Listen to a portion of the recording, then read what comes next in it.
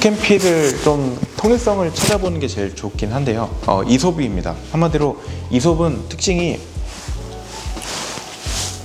이렇게 가로선들이 있고요. 여기 제품에도 가로선이 있고요. 이 홈페이지에서도 호리전털한 그런 디자인들이 계속 통일적인 부분들이 있습니다.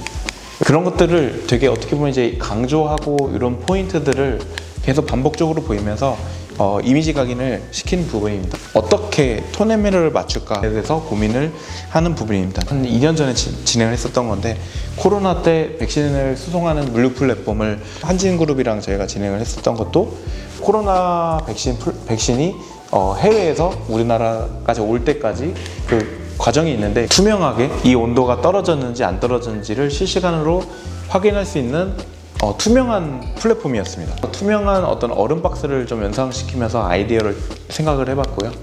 배송 출발도 해야 되고, 배송 중도 해야 되고, 배송 도착도 있어야 되겠네?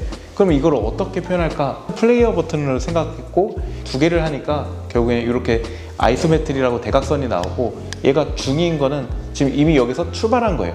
그렇기 때문에 배송 중인 거고, 도착한 거는 도착해서 발견된 모습.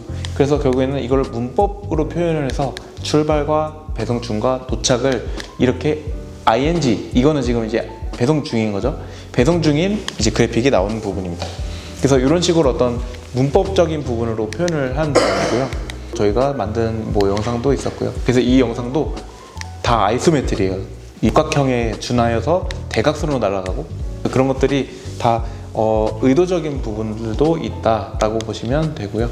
그래서 이거를 하기 위해서 어떤 저희가 아이디어가 나왔던 게 투명한 박스 형태, 그리고 인증 연결이 있는 디자인. 한마디로 박스가 이어졌죠. 그래서 선적인 이용이 있고 얼음 디자인이 들어갔고, 그게 겉으로 보여지는 부분이고, 그거를 실제로 어떻게 코어 밸류를 잡았냐, 신뢰적이고 변함없이 안전한, 어떻게 보면 코로나 백신이죠.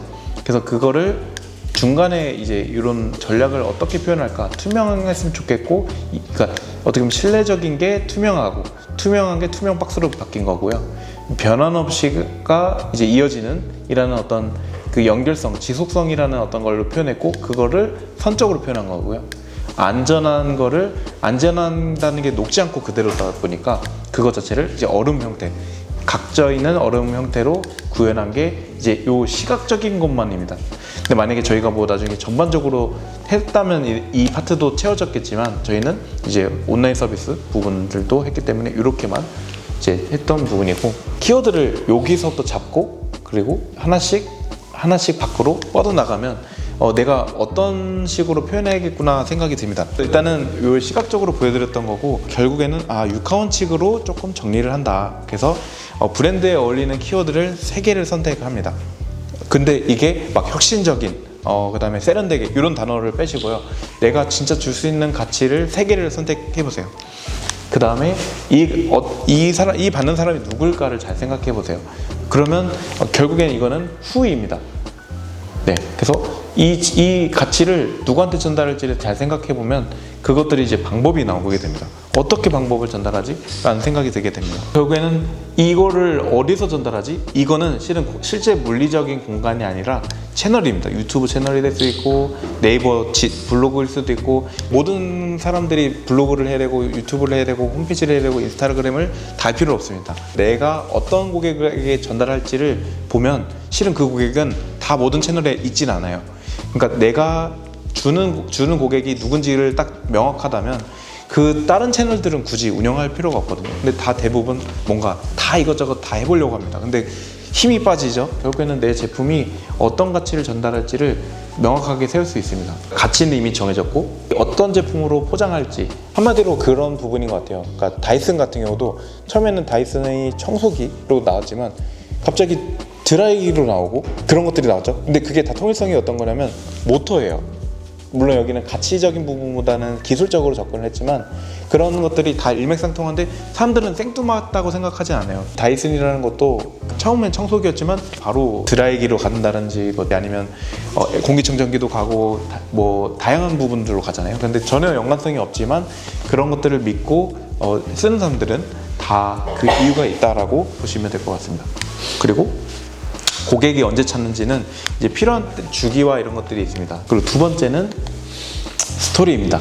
제 얘기를 해볼게요. 제가 대학생 때는 디자인 학과를 나왔고, 그리고 그때는 하루하루 돈 벌기 위해서 뭔가 알바를 해야 되나 이런 생각이 들었다가 자전거로 이제 다니면서 영업을 했어요. 그래서 그 영업을 하다 보니까 사업자가 됐고, 졸업하자마자 바로 어떤 여러 가지 이제 규모를 키울 수가 있었습니다. 이걸 이제 브랜딩 에이전시로 이제 구축을 하면서 브랜딩을 하다 보니까 또 궁금증이 생겼습니다. 이것저것 너무 건드릴 게 많네. 근데 내가 다 할 수 있을까? 라는 생각이 들었고, 같이 협업하는 사람들을 찾아야겠다, 콜라보하는 사람들을 찾아야겠다라고 생각이 들었고, 그랬을 때 이거를 그러면 처음에는 온라인 채널로 할까 뭐 오프라인으로 할까 고민을 해봤다가 결국에는 이걸 공유 피스로 묶은 겁니다. 그리고 지금은 디자이너들이 이렇게 한 공간에서 대기업 프로젝트부터 다양한 실무들을 하고 있는데요. 지금 방금 이야기한 거를 혹시 기억하신 분 있나요? 그 전달력이 결국에는 이 대략 어떤 스토리로 기억을 한다고 하면 남들에게 전달을 할 수 있는 능력들이 있는 겁니다. 한마디로 내 브랜드를 스토리텔링을 하는 순간 결국에는 이것 자체가 고객들한테 이전이 돼 버립니다. 그래서 예를 들면 이제 프라이탁이라는 이제 가방 브랜드가 있어요. 프라이탁은 이 컨테이너 박스나 차에 들어가는 이제 컨테이너들 있죠. 차량에 있는 겉에 필름질 이런 것들을 떼가지고 그것들이 되게 끈끈하게 안 잘리거든요. 그래서 안 뜯어지는 그런 단단한 그런 재질 가지고 가방을 만들었습니다. 그래서 그 가방 자체가 어떻게 보면 재활용적이기도 하고, 그리고 그 디자인 자체는 일정하게 크롭을 하기 때문에 모든 디자인이 다 다릅니다. 제가 말했던 것처럼 이런 프라이탁 자체도 어떤 스토리로 통해서 사람들이 이전이 되면서 어떤 사람들은 필요 없죠. 근데 어떤 사람들은 나만의 어떤 귀한 어떤 가방을 얻을 수 있다라는 것 때문에 이제 구매를 하는 경우가 있는 거죠. 내가 이거를 입었는데 이 가방 뭐야? 그럼 또 설명을 하겠죠. 그러면 결국에는 이런 것들이 이전이 됩니다. 무슨 어떤 브랜드 이미지를 만들고 하는 게 아니라 스토리를 자체를 만드는 것에 초점을 맞추시는 게 좋습니다. 그래서 아까 첫 번째는 뭐였죠? 그래서 육하 원칙을 만든다. 두 번째는 이걸 맞게 스토리를 만든다. 네. 세 번째는 이미지입니다. 나에게 어울리는 브랜드 이미지가 무엇일까를 핀터레스트나 구글 같은 데서 찾아보는 부분입니다. 그러니까 일관적으로 동일하게 나와야 되다 보니까 그게 꼭 대표님이 아니었더라도 직원과 팀원들을 같이 모아서 우리 회사를 좀 대표하는 이미지를 같이 찾아보자, 워크숍을 해보는 거예요. 왜냐면 이 대리님부터 과장, 뭐 어떻게 보면 이사님, 뭐 대표님 다 다를 겁니다. 생각하는 게 그것들을 한 결에 맞추는 게 되게 어렵거든요. 그래서 어떻게 보면 이제 하나의 어떤 A라는 브랜드를 만들 때 그 톤 앤 매너 자체를 머릿속으로 각자만 생각을 했지 공유한 적이 없으실 거예요. 그래서 그런 것들을 통일화하고 그거를 획일화한 거에 굉장히 힘이 있는 이유는 브랜드를 이런 걸 만들어봐 하면 뚝딱 만들어 버립니다. 일일이 설명을 할 필요가 없어져요. 왜냐면 이미 이런 우리 브랜드는 이런 이미지야 라는 것들이 각각 직원들별로 어느 정도 생각이 있으면 조금 더 커뮤니케이션 하는데 수월한 부분들이 생깁니다. 실무자분들이랑 이렇게 하면서 브랜드를 에 어울리는 이미지를 찾아보는 시간도 한번 가져보면 좋을 것 같습니다. 그러면 이미지를 만들었다고 하면 결국에는 컨텐츠라고 생각을 하거든요. 제일 어려운 부분이긴 합니다. 그 전거는 다 기획하고 생각하고 이야기를 하고 그런 부분인데, 이런 부분들이 실제로 중요하긴 합니다. 왜냐면 검색을 했을 때 나와야 되잖아요. 일단은 네, 검색을 했을 때 노출이 안 되면 다 의미가 없어요. 제가 뭐 그냥 대략 한번 좀 짜보긴 했는데, 만약에 인테리어 분야라면 솔직히 노하우 때문에 검색을 하는 거기 때문에 검색 기반인 블로그랑 유튜브, 지식적인 부분을 전달하죠. 그리고 F&B는 솔직히 노하우가 필요 없습니다. 그러니까 결국에는 리뷰를 하기 위해서 네이버 지도와 인스타그램을 주로 하는 거고요. 그리고 패션이랑 뷰티는 물론 더 다양한 부분도 있겠지만 결국에는 비주얼적인 부분이 좀 많이 하게 됩니다. 결국에는 그래서 인스타그램이랑 유튜브 채널을 많이 활용하는 부분이고요. 교육 부분은 신뢰를 하기 때문에 이제 강의를 하는 사람의 유튜브나 블로그나 링크드인이라고 이제 약간의 자기 개발 위주로 하는 SNS입니다. 그리고 운동 같은 경우도 컨텐츠이죠. 그리고 동일하게 이제 인스타그램이랑 유튜브, 왜냐면 영상 컨텐츠다 보니까 이미 블로그에는 또 안 맞습니다. 그러니까 이런 것처럼 각각 분야마다 어울리는 채널들이 있는 거지 다 할 필요는 없다. 하지만 이것들을 꾸준하고 지속적으로 했을 때 노출이 되고, 그게 고객들이 검색했을 때 노출이 돼야 그것들이 실은 내 홈페이지든 아니면 브랜드 쇼핑몰이든 결국엔 전환이 될 수 있는 부분이라고 생각이 들기 때문에 이 컨텐츠 자체 운영하는 것은 필수라고 생각이 듭니다. 그래서 저도 이걸 브랜딩이라는 오늘 강의에서 이것까지 이야기를 해야 될까를 생각을 했지만, 그래도 저희가 봤을 때는 이렇게 컨텐츠는 지속적으로 운영하는 것이 맞다고 생각이 되는 것 같습니다. 정리를 해서 말하면 이 브랜드가 어떤 브랜드인지를 한 줄로 말할 수 있어야 되고 육하원칙으로 풀 수 있는 게 좋습니다. 브랜드의 이야기를 이제 스토리텔링 하는 거죠. 그래서 이것 자체가 구전이나 조금 쉽게 말할 수 있는 스토리텔링으로 정리를 해보는 것. 그리고 세 번째, 어울리는 이미지를 찾는다. 나의 그 브랜드에 맞는 이미지를 찾고 하는 것 부분이다. 뭐 나중에 인스타그램을 운영하든 그것도 중요하지만, 그것보다도 어떻게 보면 내부적으로 내부 인원이 이제 함께 같은 팀이잖아요. 그래서 그걸 일관적으로 이제 운영하기 위해서는 그런 부분들이 필요합니다. 그리고 어울리는 채널을 꾸준히 올립니다. 네. 그냥 채널이 아니라 어울리는 채널입니다. 그래서 왜냐면 나에게 맞는 채널을 찾아서 올리는 게 되게 중요합니다.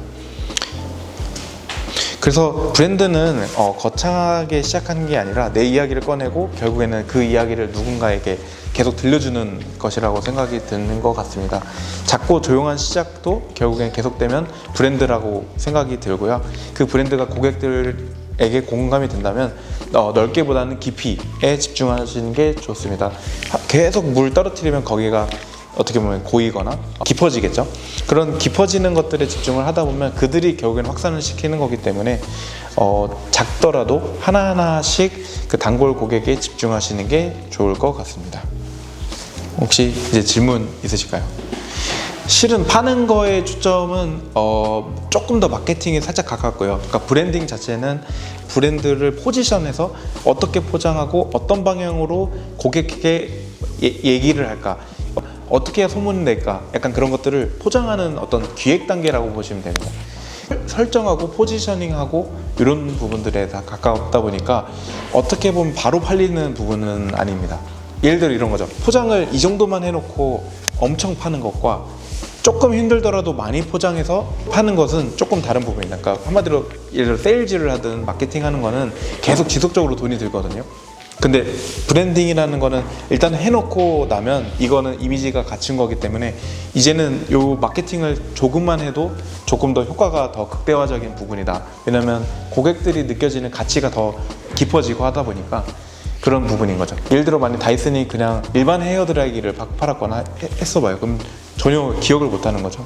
고객에게 어떤 가치를 심어주냐, 그러니까 결국에는 심지를 건들고 하는 전략을 짜는 부분이 좀 더 가깝다 보니까 조금 장기적인 부분이라고 보시면 될 것 같습니다. 어떻게 팔까도 중요하지만 되게 좁게 접근을 하면 좋습니다. 왜냐면 프랜차이즈들은 다 넓은 거, 뭐 홍콩 반점 뭐 이런 것들 다 넓게 가잖아요. 근데 그게 뭔가 어떤 특색이 있게, 예를 들어 베트남 쌀국수더라도 그러니까 뭔가 진짜 현지 맛이고 인테리어도 막 되게 뾰족하게 만들면 이건 프랜차이즈가 아무리 못합니다. 그러니까 이거는 왠지 타겟이 너무 작아 라고 해서 아예 도전 자체를 안 하거든요. 그렇기 때문에 오히려 요즘에 젊은 사람들은요 프랜차이즈를 자주 안 갑니다. 카페를 가더라도 약간 그냥 일반 그 개인 카페나 이런 데를 더 가고 하는 부분인 것처럼, 그 이유가 어떻게 보면 되게 찍어낸 느낌을, 어떻게 보면 요즘 사람들 MZ 세대들도 그렇고 이러면 인스타그램을 올릴 수도 없어요. 스타벅스를 갔다고 올리는 사람은 많지는 않죠. 그러니까 그런 것처럼 결국에는 이거를 내가 인스타그램업을 해야 된다는 건 아니지만 좀 내가 이거를 나 자랑하고 싶어, 아니면 뭔가 그렇게 할 수 있게끔 동기부여를 하려면 결국에는 뭔가 좀 더 남들과 다르거나 이유가 있어야 되지 않을까 싶습니다. 그러니까 저희도 디자이너 전용 공유 오피스다 보니까 사람들이 지나가다가 뭐야 디자이너들만 들어올 수 있는 데가 아니야? 라고 하지만 디자이너도 아닌 분들은 당연히 지나가겠죠. 하지만 디자이너 분들한테는 나를 위한 어떤 공간이다라고 생각하기 때문에 들어와서 갑자기 공간 보고 계약을 하시는 분도 있고 이제 하루 쓰시는 분들도 있습니다. 그런 식으로 전환율이 훨씬 높으려면 많은 사람들을 일단 처음에 잡는 게 아니라 어떤 타겟을 좁게 잡는 게 제일 좋은 것 같습니다. 그래서 저희도 이 디자이너 전용 공유 오피스지만 1층 같은 경우는 프리랜서까지의 영역으로 넓힌 부분입니다. 그래서 그런 부분을 좀 참고해 주시면 좋을 것 같습니다.